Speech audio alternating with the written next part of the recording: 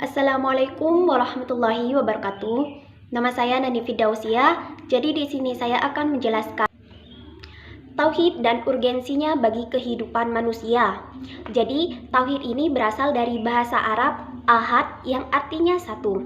Definisi dari tauhid sendiri ialah mengesahkan Tuhan, atau kata lain ialah sebuah paham yang mentuhankan satu Tuhan saja. Tauhid ini ada tiga dalam Islam. Yang pertama uluhiyah, yang kedua rububiyah, dan yang ketiga asma wa syifa. Yang pertama ialah tauhid uluhiyah, yaitu meyakini Allah sebagai satu-satunya Tuhan yang wajib disembah.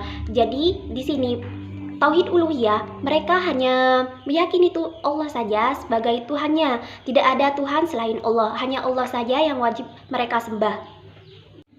Yang kedua ialah tauhid rububiyah. Jadi di sini orang meyakini bahwa yang menciptakan dan mengatur alam semesta ialah Allah Subhanahu wa Ta'ala. Jadi tidak ada keraguan dalam hatinya.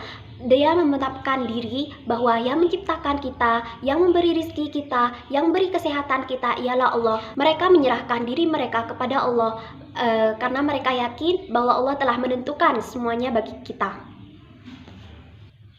Dan yang ketiga ialah tauhid asma wa syifa, di mana di sini orang-orang meyakini bahwa Allah mempunyai sifat-sifat mulia yang kita ketahui ada dalam Asmaul Husna, seperti Ar-Rahman, Ar-Rahim, Al-Malik, Al-Quddus, As-Salam, Al-Mu'min, Al-Muhaimin, Al-Aziz, Al-Jabbar, dan lain sebagainya.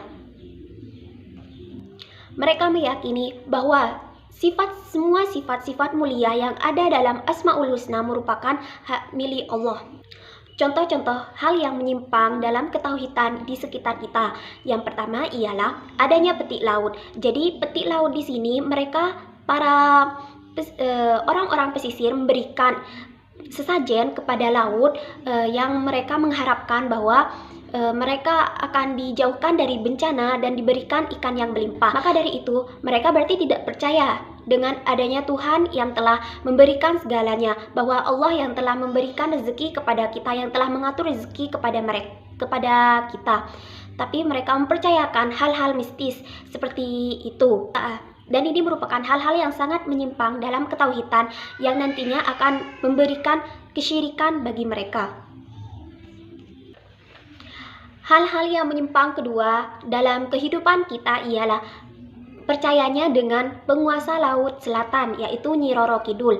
Berarti mereka di sini tidak percaya bahwa penguasa alam semesta ini ialah hanya Allah Subhanahu wa Ta'ala saja.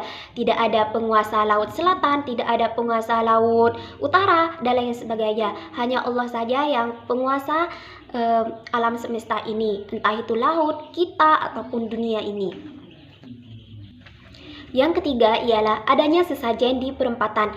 Hal-hal ini banyak kita temui dalam kehidupan masyarakat di desa, di mana di setiap jalan perempatan pasti ada sesajen di setiap paginya, di mana mereka mempercayai bahwa hal ini akan menjauhkan mereka dari kecelakaan-kecelakaan. Dan hal-hal yang telah saya sebutkan tadi merupakan bentuk-bentuk syirik. Allah tidak marah kepada kita karena kita telah melakukan syirik, tapi Allah akan cemburu. Allah merasa cemburu karena umatnya mempercayai hal-hal lain daripada mempercayai kekuasaannya. Dan yang selanjutnya ialah makna La ilaha illallah, yang artinya tiada Tuhan selain Allah. Jadi apabila kita berkaca kepada nikmat-nikmat Allah yang telah Allah berikan kepada kita, yang tidak bisa kita sebutkan satu-satu, seperti melihat, kesehatan, kenikmatan hidup, dan lain sebagainya.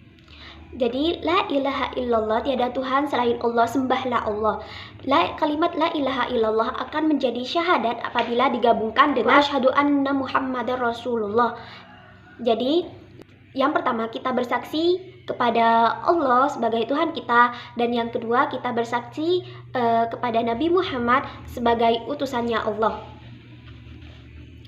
Dan syahadat ini merupakan syarat pertama kali ketika kita ingin masuk Islam. Dan yang selanjutnya ialah tauhid sebagai landasan semua aspek. Jadi di sini orang yang telah bertauhid maka tidak ada kecemasan dalam dirinya karena dia telah menyerahkan semuanya kepada Allah. tentang rezeki, tentang kesehatan, dan lain sebagainya. Karena dia percaya bahwa Allah yang telah memberikan takdir kita.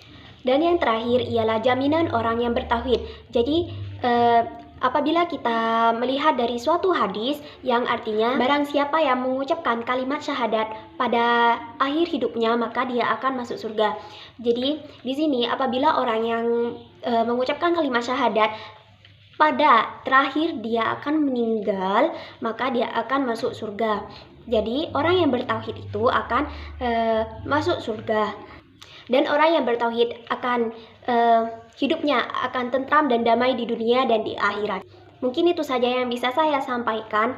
Kurang lebihnya mohon maaf. Dan yang terakhir saya ucapkan terima kasih kepada dosen saya, Ustadz Idris Mahmudi, yang telah memberikan saya motivasi tentang Islam. Assalamualaikum warahmatullahi wabarakatuh.